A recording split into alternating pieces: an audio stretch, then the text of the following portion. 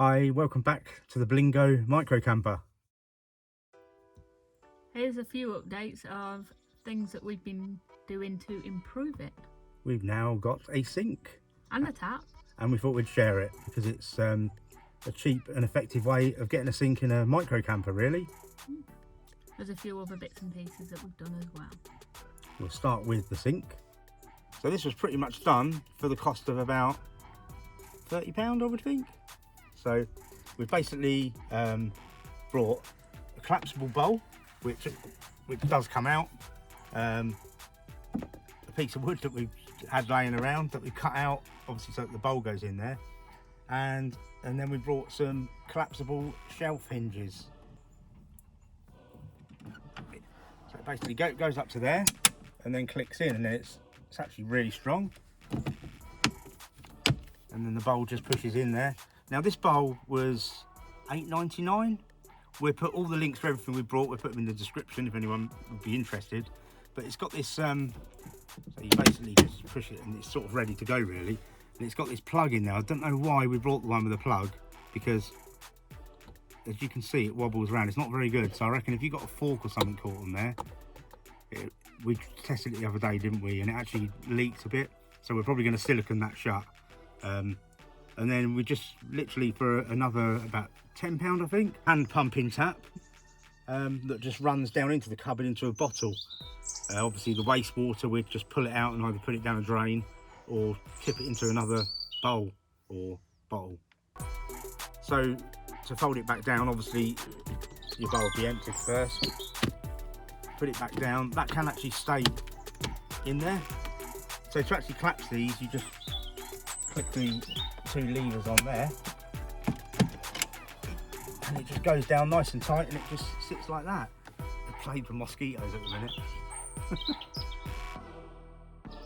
The next thing that we did in the van, well, I did more so than anything, are our seat cushions. They weren't the best, to say the least, so we have actually made them a little thicker and recovered them. So here's our seat cushions.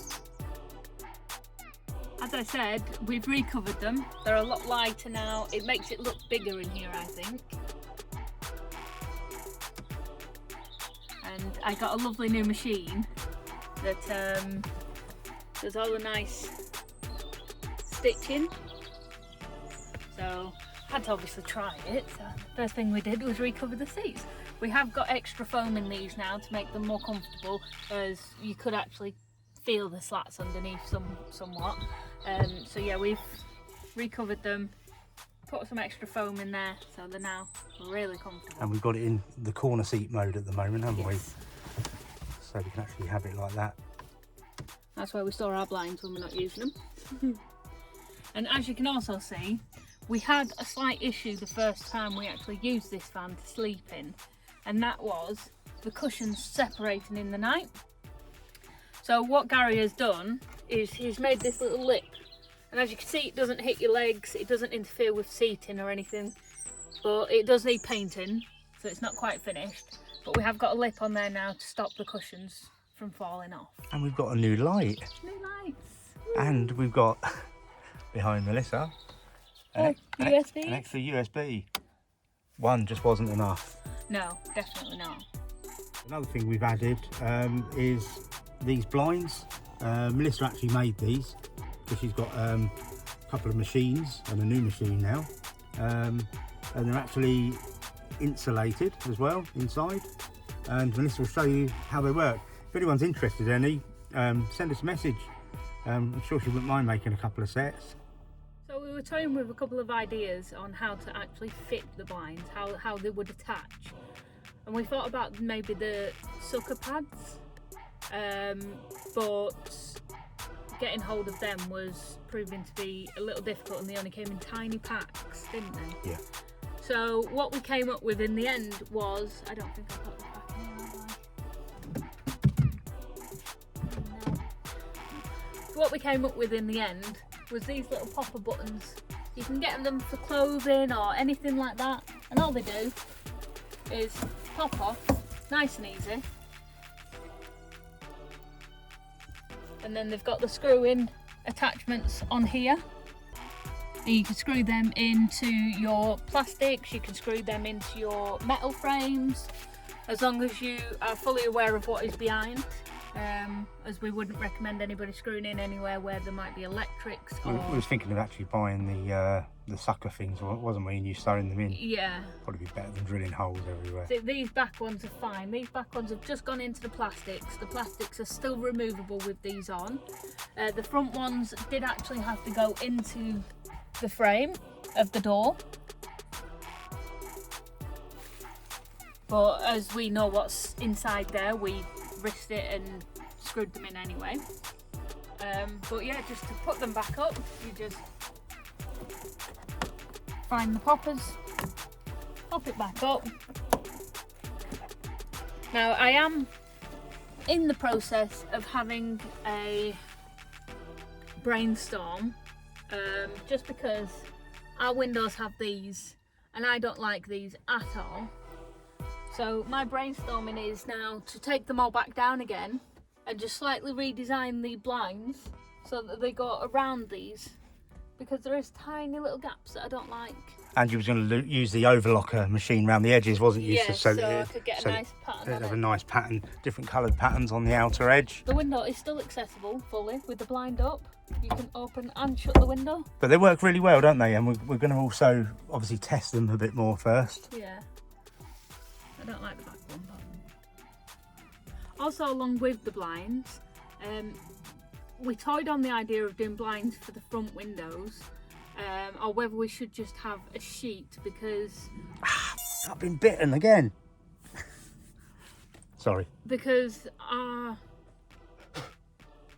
mental thinking is, if we're parked somewhere and, for instance, it's never actually happened to us. We have had to get out of one area once, but that was just due to boy races and things, not because we were like in fear or anything like that, just because it was annoying. But we had to get up and go in the middle of the night. And because we haven't got a fixed bed anymore or anything like that, we were thinking blinds might be a bit of a hassle, you know, if you're trying to get out of an area, try and take them blinds down, try to take the front blind down, take the side blind down, because otherwise you're not allowed to drive. So instead, we actually thought of having a curtain. Now the curtain is not in the van, but I can show you that it goes under here, all the way around. Same thing again with the poppers, and then under here, just to there. And I just need to add a couple of poppers down the side here just to close off any gaps. But the curtain perfectly fits and just sits on top of the seats in the front and completely covers the front. And when you're not using the curtain, you can unpopper these ones, just unattach these ones on either side, roll the curtain up, and it fits perfectly up here, out of sight. We hope you like our new little improvements, and if you've got any ideas or thoughts of your own that might come in handy, yeah, drop them down in the comments. We're always grateful for handy tips. And we'll also put all the links for everything in the description. So thanks for watching. Yeah, thanks very much for watching. And if you like this video and want to see more about our van build, there is actually, Gary will put a link up here. There's a couple of videos on how we built this van. If you'd like to go have a look at them.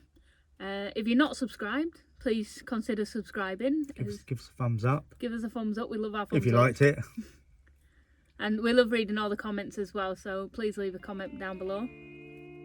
And we will catch you on the next one. Thanks for watching. Bye. Thanks for watching.